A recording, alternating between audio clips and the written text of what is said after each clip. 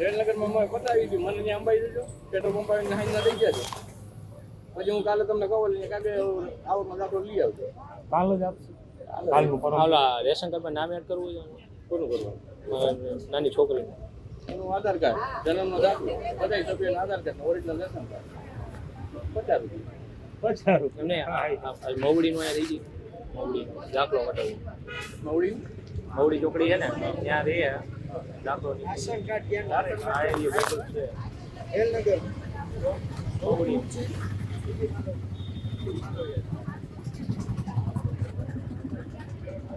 સીડીમાં લઈ જાય. પાછળ આ ડાઉનલોડ આઈડી ફોર્મ ભરીને તો અહીંયા જ દેવા જવાનું. ત્યાં ભાઈ ત્યાંનું તમને ખાવું હોય ને તો કઈ કલેક્ટરને જાવ ને ત્યાં કલેક્ટરને દઈ દેજો આ ભાઈને જ. એમ કે હાલે ભાઈ આમાં નામે ભેગું મને ચડાવી દેજો. ત્યાંથી ત્યાં દઈ દો. રેશન કાર્ડમાં તમારે ત્યાં મવડી હાથેથી લખીને આવશે. આને દેવો ને એટલે પ્રિન્ટેડ થઈને આવશે. બોલો હાથે લઈને લખીને નહીં કોમ્પ્યુટરમાં પ્રિન્ટ થઈને આવશે. બેન છોકરી નામ છે તમારું નામ એ નહીં ગયો. મારું તો જગ જાહેર છે. ગમે ત્યાં મારું નામ દો. પોલીસ સ્ટેશનમાં ગમે ત્યાં વોન્ટેડ આઈટમ હું મતલબ હું એમ નહીં કે 2500 માંથી ઓછું તો કરાવો. 2500 એજન્ટોના કામ આપણે કરીએ છીએ. તો તમને કીધા પબ્લિકના ભાવ અલગ, એજન્ટના ભાવ અલગ.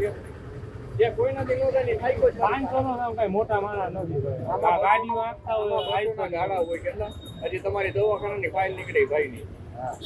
પછી કોર્પોરેટરનું લખાણ થાય એમાં, એમએલએનું લખાણ થાય. બધી જગ્યાએ પૈસા દઈ દઈને ત્યાં પહોંચે કે ભાઈ દવાખાનામાં એડમિટ છે, કોર્પોરેટરની જવાબદારી, એમએલએની જવાબદારી, દાખલો કાઢી આપવા ઇન્કમ સર્ટિફિકેટ કઢાવો.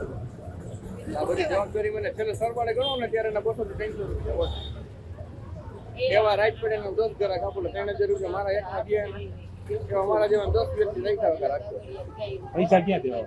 અહીંયા દેવાના. પૂછી લે ત્યાં ના પડે ને તો અહીંયા મને દેજો, મને જીપે કરો. તમને દઈ દો. મને કાગળિયા ઓછું થાય એટલું કરી દેજો. મારા કોઈ જી બે ભાવ નહીં. 2500 એટલે 2500. એક તમને જોયેલા હે. હું તમને 3500 કહું પછી 2500 કરતા આવે બકાલા ઈ નહીં. હજી તમને ફોન કરું. હા મને હાલના 6 વાગે રિંગ તમને છે ને 2 વાગે 2 વાગે નહીં 6 વાગે જ કરજો. હવે તમારો કાલે જ થવા અંદરથી તમને કીધું કે 1 વાગી ગયો એટલે હવે તમારું કઈ ન હવે કાલે કલેક્ટરમાં આપણે આજે નો આવે. કલેક્ટરમાં થઈ જાય બપોર પછી. એ પણ આપણે કાલે કરશું. આજે બહુ હેરાન આ ક્રાઇમ બ્રાન્ચ વાળા 2 દિવસથી બહુ બધે હેરાન કરે. અંદર જો કોઈ એજન્ટ જ નહીં હોય. અમે તો અંદર પૂછ્યું ઓલા ખુરશી નથી દેતો આગળ અંદર આ ઈ કે અત્યારે નહીં એ બધા લાયસન્સ વાળા હોય. અંદર હોય. આપની મુશ્કેલીનો અંત આપ કરી લેતા. કાંઈ વાંધો નહીં. આપણે તો હમણાં હજી 2 વાગ્યા લગી હોય ને તમે જો વહેલું અમારું કામ પતશે ને તો હમણાં આવી પાછા.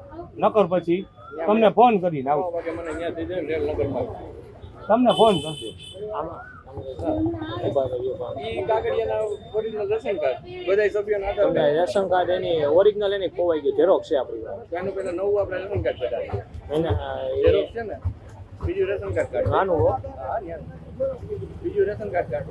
એ જે ઝેરોક્સ છે એમાં જેટલા સભ્યોના નામ છે બધાના આધાર કાર્ડ અને ચૂંટણી કાર્ડ એટલું લઈ લેજો. એટલે બીજું રેશન કાર્ડ આવી જાય. 18 વર્ષથી ઉપરના ન હોય ને ચૂંટણી કાર્ડ ન હોય ને હા તો એનું નથી જોતું. એમાં કેટલો ખર્ચો આવશે? ત્યાંનું જ કરવું ને તમારે ડાયરેક્ટ. તમારે દોડીને કરવું છે, ઝેરોક્સ એમાં ઓરિજિનલ કરવું. તમારે તો કરવું છે કે આની પાસે કરાવડાવવું છે. આ પૈસા લે મોટા. તમે દોડીને કરતા હું તમને બધા રસ્તા કરી દઈશ. દોરીને કેટલાક થાય? તમારે રોજનું જે રોજ છે ને એ રોજના 3 ગણા ગણી લેવાના. એટલા ગણી નાખો. અહીંથી બધું અહીંયા તમારું કરાવી દે. નવું રેશન કાર્ડ અહીંયા તમને કર્યું છે, નામે ચડાવી દે. આને આ કેટલા લે? એના તમારા 500-4000 ગણી નાખો. 3500 તમારું રેશન કાર્ડ આવી જાય, નામે ચડી જાય, બે એ થઈ જાય.